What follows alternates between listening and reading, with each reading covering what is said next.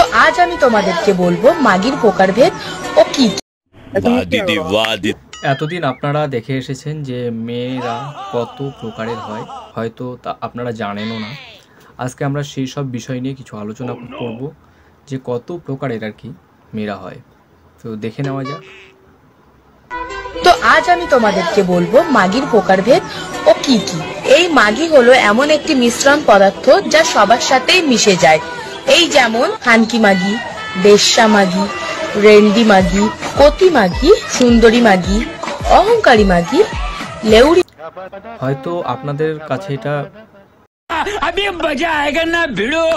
প্রথম হতে পারে যে আমরা এই বিষয়টা নিয়ে আগে জানতাম না। কিন্তু প্রথম এইটাও যে হয় সেটাও বোঝা গেল আজকে।